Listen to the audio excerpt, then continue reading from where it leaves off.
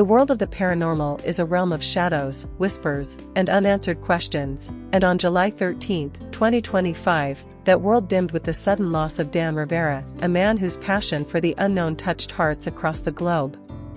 As a senior lead investigator for the New England Society for Psychic Research, Dan was a beacon in the field, known for his work on the viral Devils on the Run tour, where he brought the infamous Annabelle doll to captivated audiences.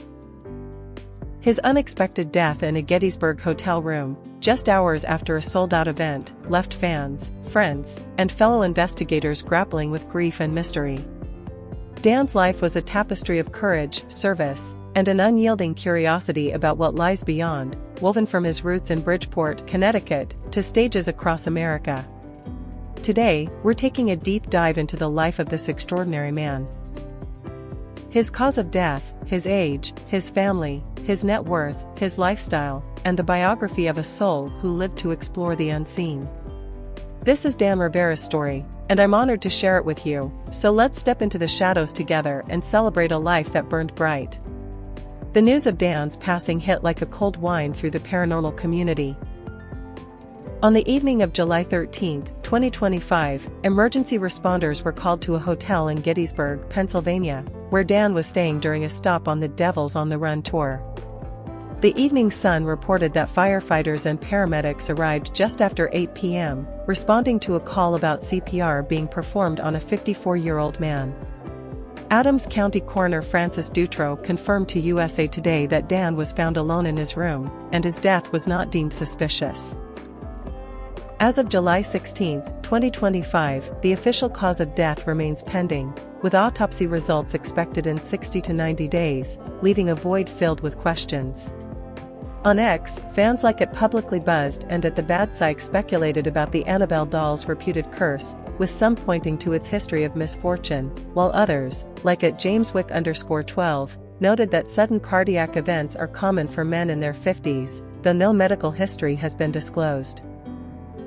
The New England Society for Psychic Research announced his passing on Facebook, with lead investigator Chris Lorraine writing, "We are heartbroken and still processing this loss." Dan's death, coming just hours after he charmed a crowd of over 1,200 at the Soldiers National Orphanage, felt like a cruel twist of fate, a mystery as profound as the ones he spent his life unraveling. Dan Rivera was 54 years old when he left us, born in 1971 in the heart of Bridgeport, Connecticut. His 54 years were a vibrant journey, marked by a relentless pursuit of the supernatural that began in his childhood. Growing up in a working-class city, Dan's early life was shaped by experiences that most would find unsettling. According to his biography on the NESPR website, he witnessed paranormal phenomena in his Bridgeport home, shadows moving in the dark, whispers in empty rooms, that ignited a curiosity that would define his career. At 54, Dan was at the height of his influence, a respected figure in a field often met with skepticism, yet he carried himself with a warmth that disarmed doubters. His age, as some on X noted, placed him in a demographic where health risks like heart attacks began to rise, but without an official cause of death, were left to honor the fullness of his life rather than dwell on its end. From a boy haunted by the unknown to a man who brought those mysteries to the world, Dan's 54 years were a testament to living with purpose. Family was the quiet anchor of Dan's life, though he kept it largely out of the public eye. The Hindustan Times reported that Dan was survived by his wife, Sarah Bond Rivera, an accountant at Kent C. Wahlberg, CPA LLC in Stratford, Connecticut, since 2002, and their son, David.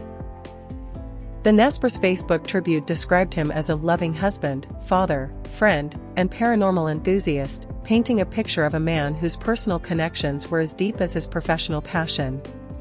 Beyond his biological family, Dan built a chosen family within the paranormal world.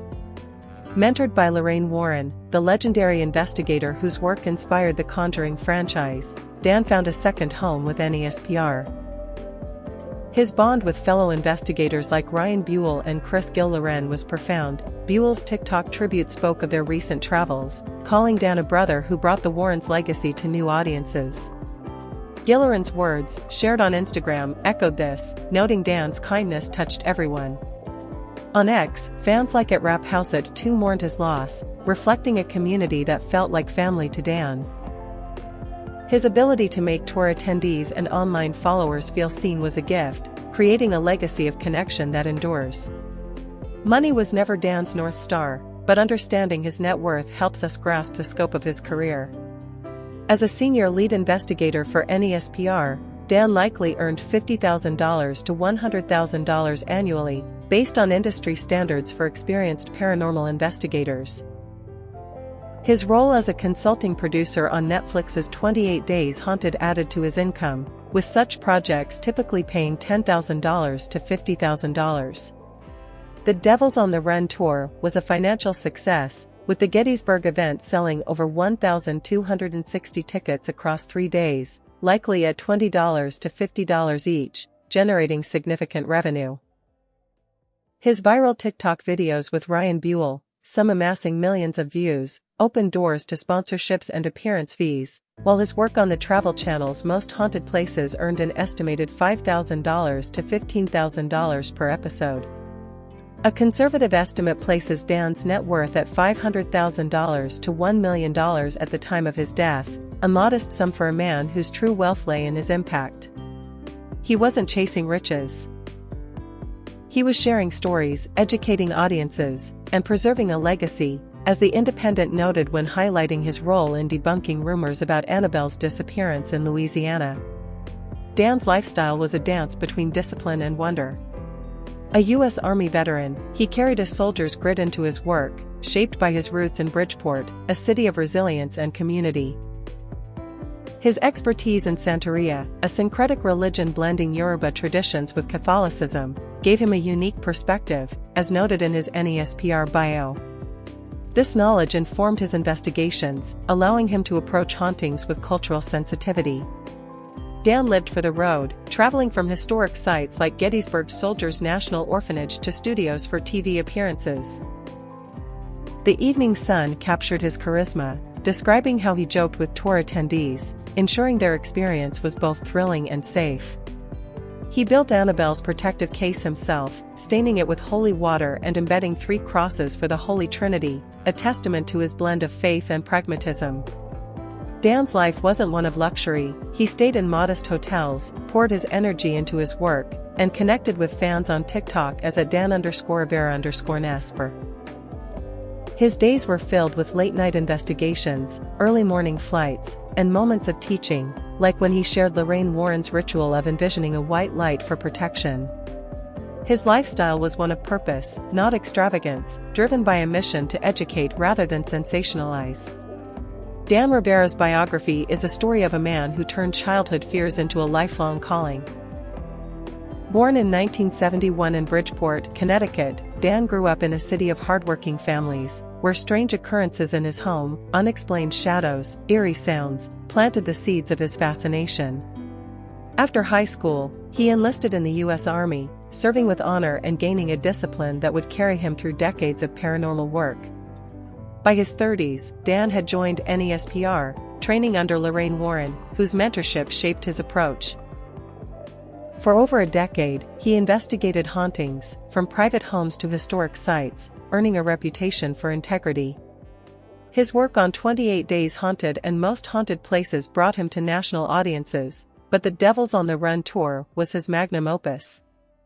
The tour, as Hindustan Times reported, sold out in Gettysburg, drawing over 1,200 attendees eager to see Annabelle and hear Dan's stories. His TikTok videos with Ryan Buell went viral, introducing younger generations to the Warrens' legacy. Dan's final days were spent doing what he loved, sharing knowledge, dispelling myths, and connecting with people. On July 12, he told the Gettysburg crowd about Lorraine's guidance, unaware it would be his last event. His sudden passing, as People.com noted, came at the peak of his influence, leaving a community in mourning but inspired by his dedication. Dan's legacy is as intangible as the spirits he sought, yet as real as the lives he touched. He wasn't just an investigator, he was a storyteller, a teacher, a friend. His work with NESPR, carrying forward the Warrens' mission, gave voice to the unexplained, offering comfort to those haunted by the unknown. Tributes poured in, from Buell's tearful TikTok to fans on X who called him a legend and a light in the darkness. One user wrote, "Dan made the paranormal feel human," a sentiment echoed by the US Sun, which highlighted his viral fame. His death sparked whispers of Annabelle's curse, but Dan would have been the first to urge caution, always emphasizing respect over fear. His life reminds us that the unknown isn't just about chills, it's about connection, curiosity, and courage. As we reflect on Dan Rivera, we see a man who lived fully, loved deeply, and left a legacy that will haunt us in the best way possible. Dan Rivera's story is one of bravery, of chasing mysteries others would flee, and of building bridges between the seen and unseen. His sudden departure leaves us with questions, but also with inspiration, to live passionately, to seek truth, and to honor those we love. If Dan's story moved you, please give this video a like and consider subscribing for more stories of extraordinary lives. Share your thoughts about Dan or your own paranormal experiences in the comments below. Let's keep his spirit alive. Thank you for joining me in celebrating a man who made the unknown feel like home.